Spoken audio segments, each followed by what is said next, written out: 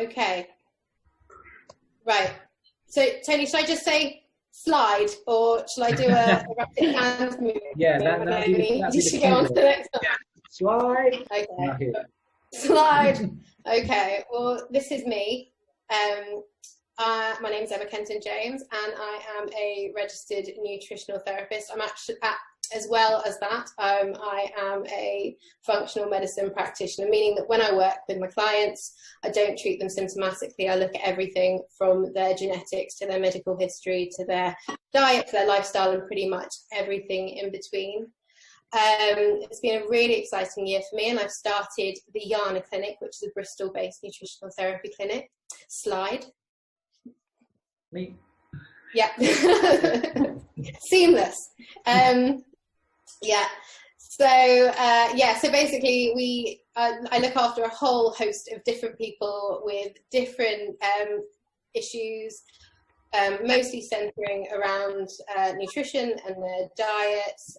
Two of the key areas that I really specialize in are bariatric support, so people that have had weight loss surgery in the years that follow, so supporting them, making sure they don't have anything like malabsorption or malnutrition. In an area that I'm really moving into and I'm extremely interested in is intuitive eating, and this is allowing people to understand their own cues and teaching them how to trust their body again. So that is me in a nutshell. Slide. Got to be a better way than me saying slide. Maybe a big wink. Right. So today I'm going to be talking about the gut microbiome, which is one of my favourite topics in the world. I thought a really good place to start would be to start at the beginning, really, because it is a huge world. It's an emerging area of science. There is so much information, and it's just, I think, when I was trying to figure out a way to sort of encompass it all, it was just a bit much. So we're starting at the beginning today, but at the end, I'm super happy to answer any questions or delve a little bit deeper into any areas that I may have just touched upon in the body of this presentation. Okay, so if we move to the next slide.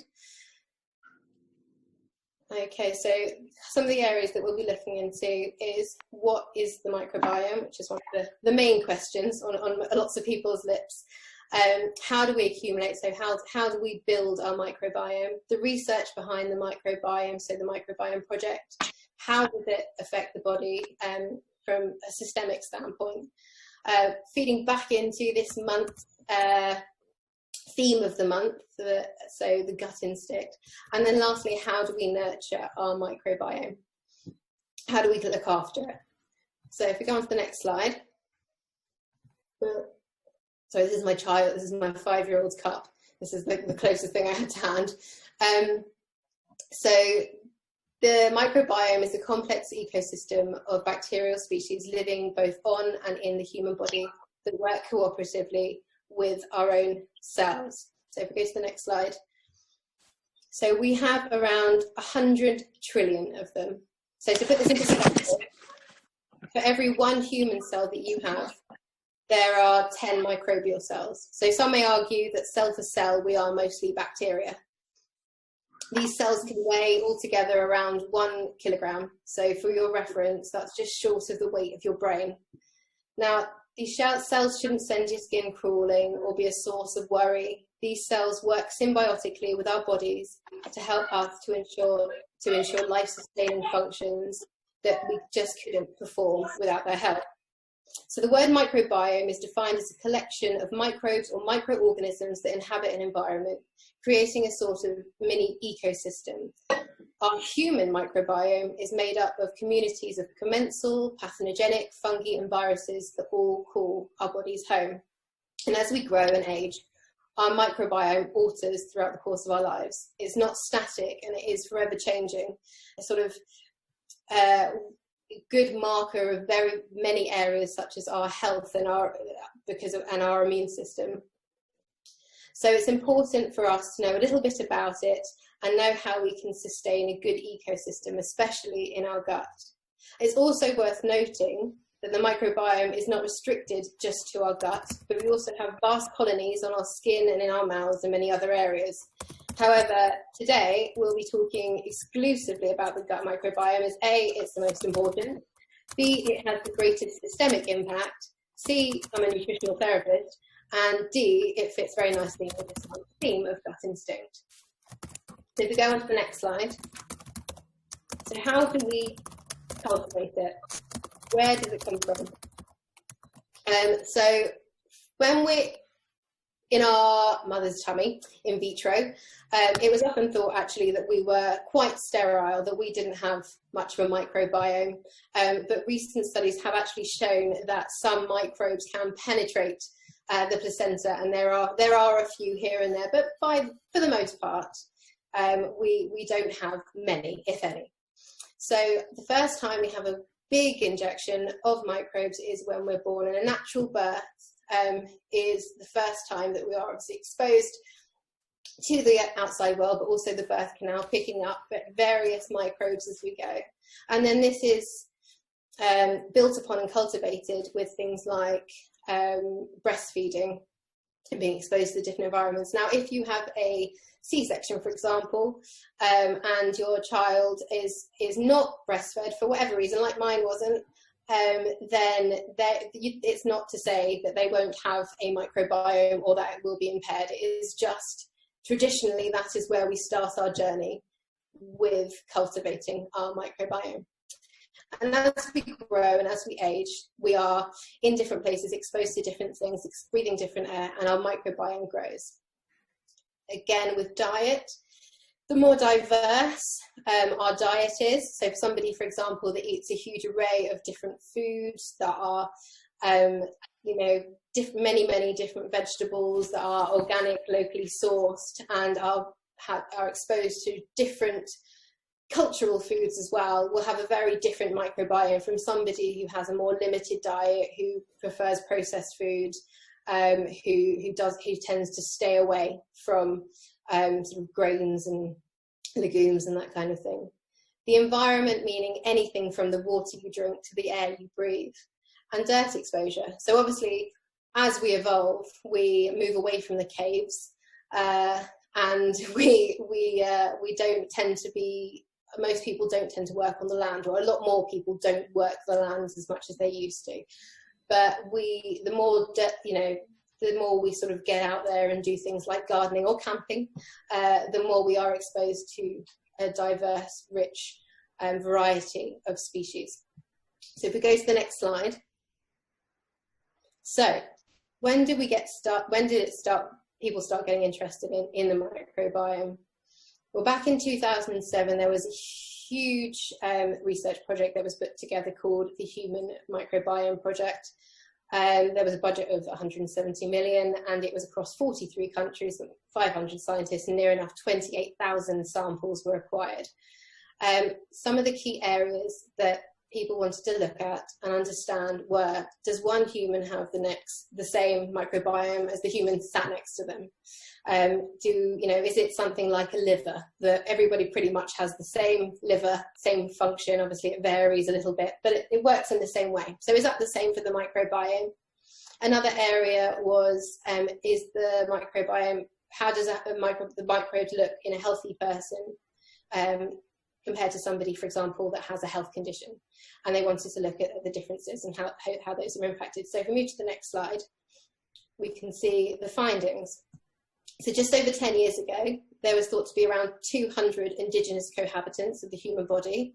So with thanks to this project, we now know there are more than 10,000, and that number's growing all the time. The microbiome is not only varied from person to person, but it could also be regionally defined as well. So there's a really interesting study where they looked into the microbiome cultures of people who were living in Japan, and there was a particular type of marine microbe that interacted with the immune system in a particular way. It helped to protect from a group of autoimmune diseases that us as their Western counterparts didn't have. This marine microbe was found in seaweed, and obviously as a huge part of the Japanese diet, it's ingested to far higher quantities than we do, and obviously it's a different part of the world. So that was a really, really interesting find. Further to that, certain microbial communities could be used to predict certain characteristics of the person they were taken from. One of the most interesting ones was a particular type of microbe that was affiliated to people who were obese. So finding these patterns are so interesting because they could be key to the treatment of things like obesity, autoimmune disease in the future. And the other area that is probably the most exciting is that it had key interactions with many of the body's systems, which we will touch upon today. So if we go over to the next slide, what are the functions of the microbiome? So they help to synthesize nutrients and vitamins, especially our B vitamins or folate, which are super useful things like DNA replication and repairing of cells. They help our metabolism. So our gut microbiome is fundamental for the breakdown and absorption of nutrients. Without it, some of our food may be, and our ability to synthesize it, to absorb it, to assimilate it, is compromised, and it's not as bioavailable as it would be otherwise. For example, there's some carbohydrates that can be particularly tricky for our digestive system to break down, but certain microbes enable them to break down efficiently enough to be absorbed and bioavailable in the body, as well as using them as their food as well, so being able to thrive off them too. And then protection, so gut protection, and also protection as a whole. So protection from pathogens. Remember, your gut is one of the main areas of exposure to the world outside. So if you have a landscape of good bacteria thriving, bad bacteria won't have much to feed off of, and then their replication rate and ability to thrive is decreased. So if we go over to the next slide. So beyond digestion, other areas that are directly affected by our microbiome is our cognitive ability, with our immune system, hormone regulation, our mood, physiological stress, and indirectly can influence our central nervous system. The list doesn't just stop there, it's extensive, and it's also extremely exciting. If we go to the next slide. So bringing it back to this month's theme of gut instinct. So research has shown that the microbiome may have a direct result on our psychology as well as our physiology. This makes it one of the most exciting areas of emerging science for a lot of practitioners, not just me. The gut microbiome has been proven to interact with our brains by 3 known mechanisms that we're going to go through. So firstly, by producing neurochemicals such as serotonin, which is connected to the treatment of depression. Secondly, by interacting with our hypothalamic pituitary adrenal axis, more commonly known as the HPA axis, which is far easier to say and doesn't involve me putting in my teeth. This regulates stress and therefore may mean that the microbiome may play a role in anxiety disorders. And thirdly, by interacting with the vagus nerve. So the nerve that runs directly from your brain and sort of dangles in your gut, it's biodirectional, meaning it can communicates both ways, so from the brain to the gut and the gut to the brain. And these mechanisms indicate that the gut microbiome could influence our mental health and could pave the way for how we look after our mental health in the future. And there are already several groundbreaking experimental studies taking place alongside this. So if we go to the next slide, this is one of them. The first one, I'll sort of have a brief chat that sort of precedes this one, and that one's actually an animal study that highlighted. Oh, sorry, don't actually know how to turn that off. I'm just going to hope it stops. Let's have a short break while I internally panic. Yeah, there is no phone in the holder. This is not my house. We may get bored in a minute. Yeah. Okay. Can you hear me if I speak over it? Yes. Yeah. Right. Fine. Okay. So animal study, mice. We were there, weren't we? So yeah. So it showed that basically the study focused on wiping out the microbiome of the mice by administering a very, very strong and prolonged dose of antibiotics, and we will touch upon antibiotics a little bit later. Now, they found the mice started to exhibit depressive symptoms. This study was then moved across to human trials, which is the one I've cited here. And individuals that were diagnosed with depression were studied. it was found that the group were missing several species of gut microbe, most notably one called Coprococcus, and try saying that after a couple of glasses of wine. The microbe is suspected to play a huge role in dopamine producing pathways, and dopamine plays a role in the reward and motivation pathways of our brains and in depression. This can be attributed to low motivation, a feeling of helplessness, and a loss of interest in day-to-day activities. Therefore, it was thought off the back of this trial that if we could restore Coprococcus in this population, we may have a new treatment for depression, or at least a way to alleviate some of the symptoms. As more and more studies emerge and the science continues to back up the theory, we could be facing a revolution in how we treat mental health conditions. So if we go to the next slide, this is where it gets interesting. Not hopefully, actually, the rest of it was interesting. This is where we can have some practical chats about what we can do. So how to nurture your microbiome. Diversity and variety. Eat the rainbow. The more variety you can consume, the more you're exposing yourself to diversity of microbes. And the greater diversity of microbes that you consume, the healthier your microbiome will be.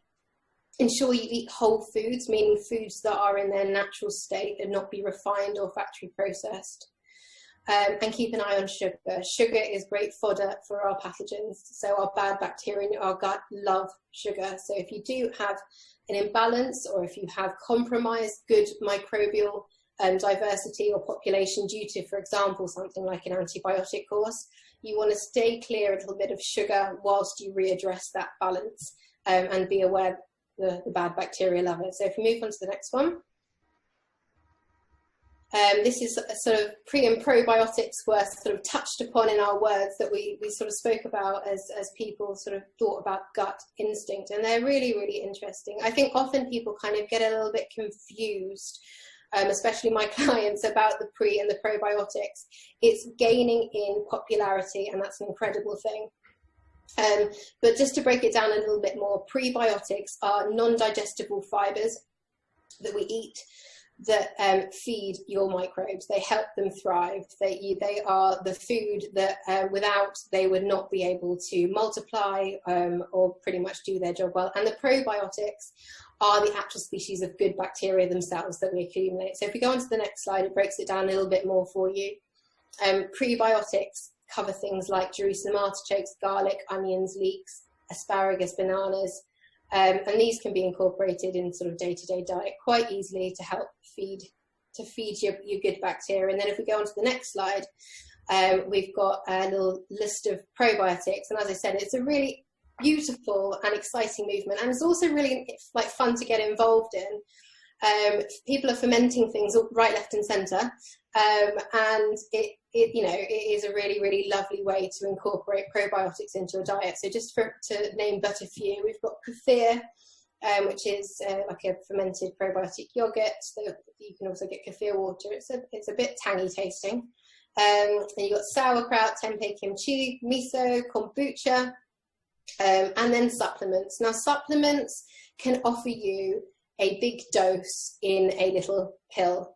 Like with any supplementation, if you got your supplements from, off the shelf at a supermarket, for example, you might not be getting the most bioavailable ingredients that you could. There are a couple of really lovely companies that are very in tune with this as an emerging science, and so consequently are sort of pushing their products in line with the science and take great integrity with it.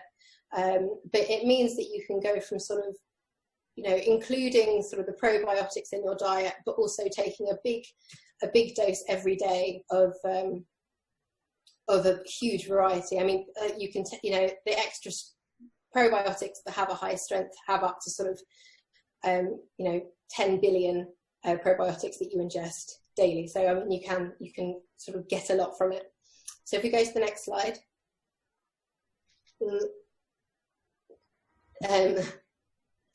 So this is, I forgot I put that picture in. This is the hygiene hypothesis. So throughout history, we were effectively quite mucky. We didn't have access to baths. And as I mentioned earlier, we worked the land a lot more. there has been a correlation with economically evolving countries and the rate of autoimmune disease. So this is not to say that poverty-ridden country doesn't have other health issues, but it's interesting to note the eradication of many of the microbes that we would have previously been exposed to, there may be implications for our immune system. So, get dirty. Well, let's not be ridiculous with it, because let's not forget we are in the middle of a pandemic. However, in this very sterile world that we live in, let's not be afraid of getting our hands into gardening or even petting a dog or a cat. There have actually been studies that have shown that children with pets tend to have a stronger immune system with a lower rate of autoimmune disease. And so there obviously is a sort of correlation between the two.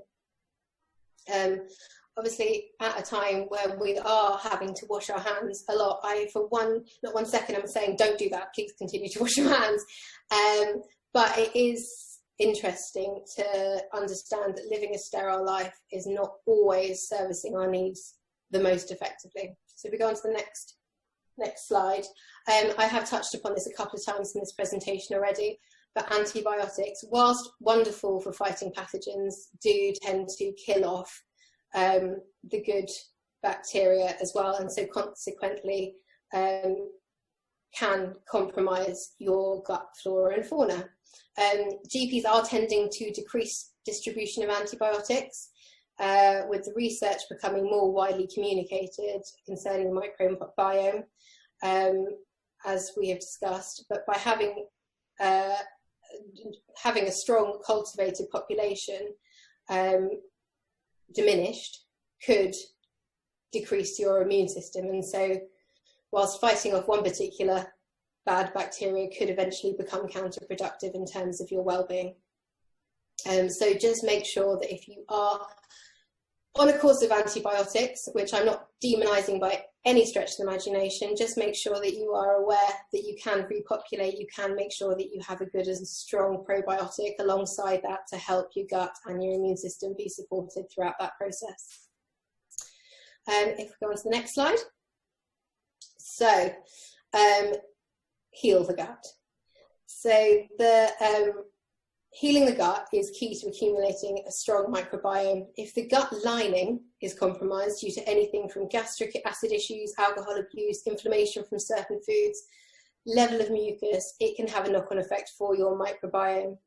The tight junctions in the lining of the stomach can become weakened, and more pathogens are able to be absorbed by the body. So to combat this, decrease refined sugars, which again I think I mentioned before are great for feeding the pathogens. Trans fats, dare I say alcohol, and even caffeine can have a negative effect if drunk into a higher quantity.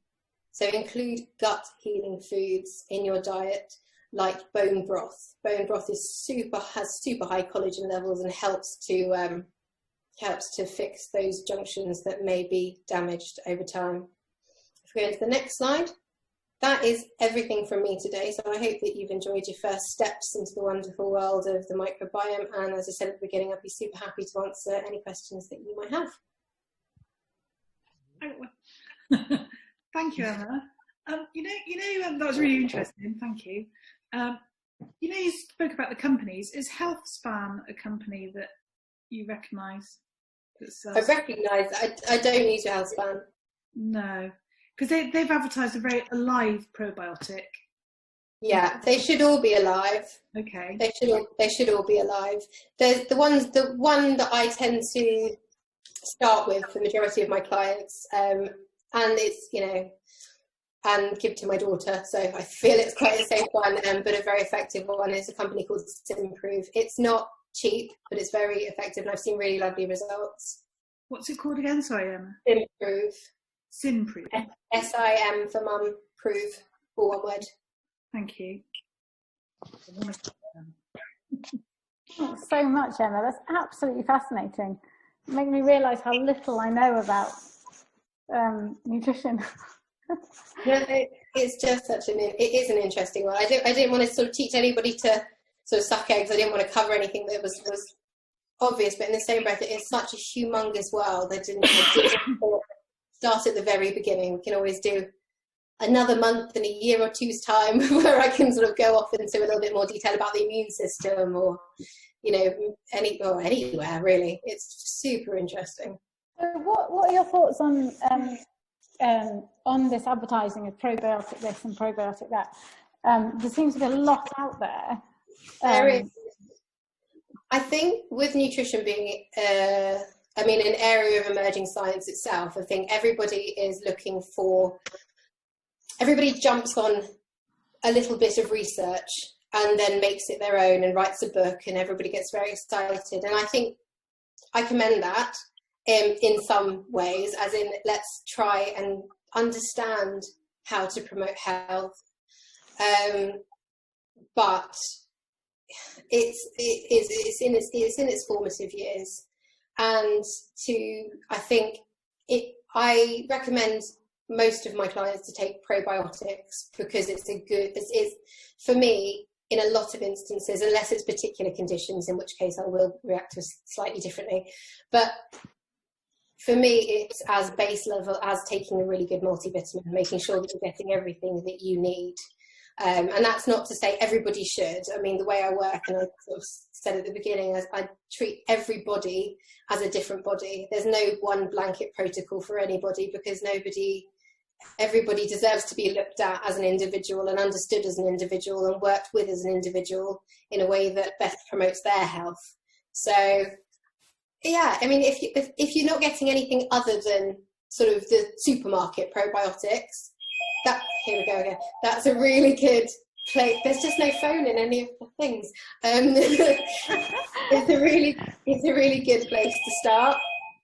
I wouldn't turn my nose up at all. I would share some knowledge and some information about potentially other brands. I like the fact that it has hit the mainstream. I just wish it had a little bit more information around it. Sorry, that's a very long-winded way of answering your question. No, thank you. Does anyone else have any questions for Emma? Yeah, Emma? Yes. Can you hear me? I can.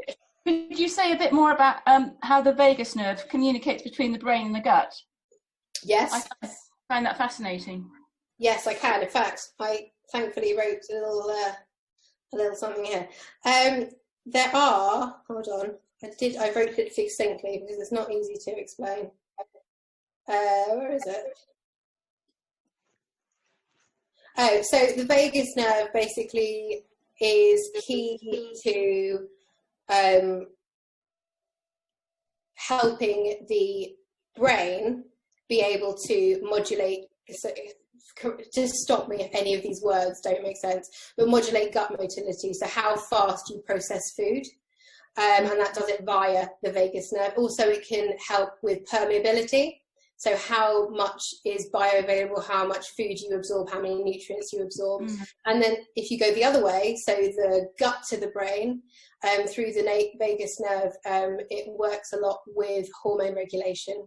So that's with the hormones I touched upon, with serotonin, with dopamine, with adrenaline, with cortisol, as well as immune signaling mechanisms. So if you do have, for example, high levels of inflammation, pathogens, that kind of stuff, that will go through, it will work with the vagus nerve, will be the immune signaling mechanism that will take it up to the brain to do something. What I've been reading recently is to actually say the gut is actually more important than the brain for, the brain, the gut is the big brain. Is that right? I think they are symbiotic. I think they work beautifully together. I think it is more, the gut is more of an indicator than we have ever understood. Exactly. And I think having, the different things I see in terms of people having compromised gut functionality for one reason or another, and then also happen to be depressed, or so depression is an inflammatory condition. So if you have, it makes sense to me that if you have an inflammatory condition in your gut, and you have something like the vagus nerve, which is a huge, lovely biodirectional communicator, and you are depressed, that you're not disjointed as a human. Everything works in synergy together. And if you can deal with healing the gut and readdressing your microbiome and getting your gut healthy and healed and balanced and fed with the right stuff that suits your body, then the chances are it will have a knock-on effect to other body systems. Like this vagus nerve is like the super highway between the brain and the gut. It's so exciting. It's really brilliant. Yeah. Is there any advantage in eating organic or not? So there is advantage in eating organic. Some foods, if you look up they're called like the dirty 30 and the clean 30. They're the ones that kind of like identify which particular vegetables are really good to eat organic, because they do absorb more of the pesticides and that kind of stuff, and they're normally ground based veg, so more root veggies. Root vegetables.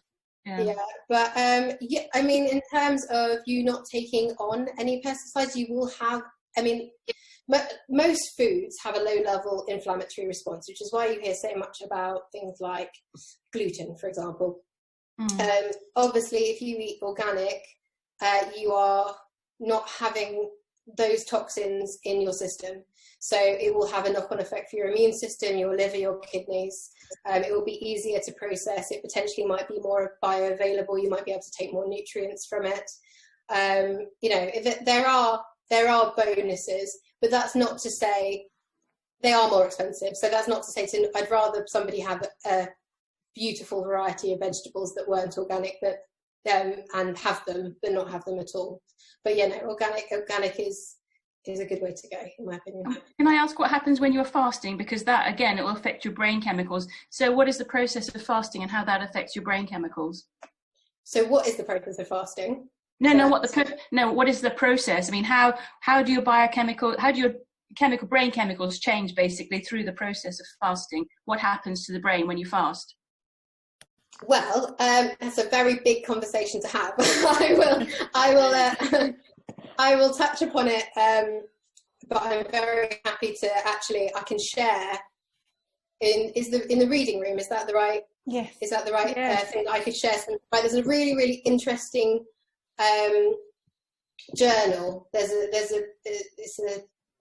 think it's a culmination of maybe 30 or 40 studies that look into fasting and basically the systemic reaction in the body. Now, it's not my area of expertise with what happens with regards to sort of how your brain works, but I can tell you how your body reacts when you fast. I'm just curious, because I've had quite a few anorexic girls, and you can just see the chemistry in their brain is completely altered by fasting. So I'm just fascinated by the whole process. When you say chemistry in their brains completely altered by fasting, do you mean? Because they can go on these real highs. You can get a real high from fasting. You can. Oh yeah. But that's mostly because you go from using, so you use the glucose in your blood, you eat, and then you get started breaking down into, you've got your blood sugar, and then once that's depleted, you go into the glycogen in your liver. So once that's depleted, you go onto your ketones, basically. And one of the things that happens along with fasting is dehydration, and your body goes into a stress response. You will have heightened levels of cortisol, you will have adrenaline, you will have your brain will be functioning off a different food, so you will feel different, but you also will feel a rush of it because you are having a stress response. Yeah, so they're often with a sense of, they've got this altered reality of a sense of rush, that this is their kick, this is the high. Yeah, absolutely. And you find that a lot of people who do prolonged fasting have also insomnia. So because their cortisol levels are up, their adrenaline levels are up, you don't sort of have the precursors to sleep, like melatonin and that kind of thing. And so sleep is altered. So sleep deprivation also comes into it. Don't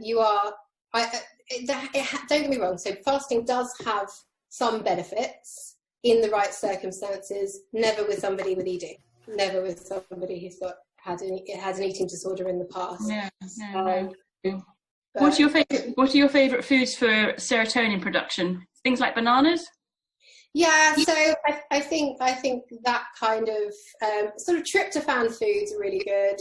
So they're the pre-bedtime snack kind of foods, which are things like bananas, oatcakes, turkey, believe it or not, an egg here and there.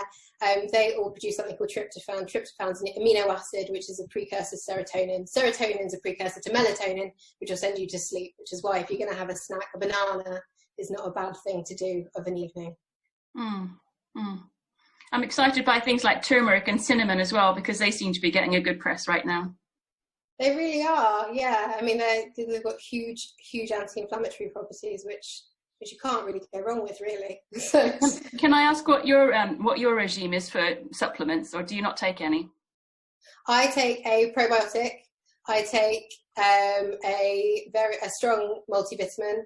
I also have, but this is just me, so this isn't a blanket. This is just for me. I take omega-3s, and I take vitamin D and K2. That's it. Because I'm just sorry to be hogging the conversation, but if you take things like the Solgar tablets or pucker capsules, how much absorption do you get in the gut, really? I mean, how much of it is really wasted? Yeah, Solgar's good. I think Solgar's a lovely brand. There are it depends. It depends on you as a person. So I would have to understand your history I'd have to understand about your sensitivities, about your permeability, about motility, about stress levels, because that has a massive impact. I'd have to learn about sort of what it's about putting a puzzle piece together. Yeah, because sometimes I think, am I doing more harm than good because I'm messing around?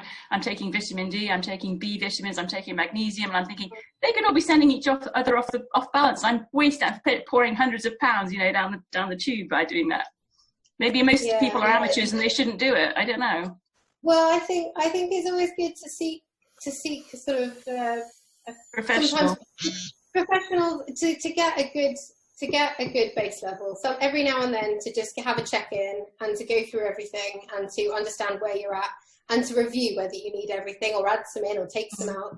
But your body's always changing. You're not going to be the same from year to year, and your needs are going to change as well. Thank you so much, Emma. You just a superstar. That's been absolutely brilliant. Really, thank you to open the doors to nutritional therapy for me. And there's some little nuggets in there. I don't know about the rest of you guys. Little nuggets in there that just really helpful, extra bits that you can sort of talk to your clients about in a different setting. So thank you very, very much. You're welcome.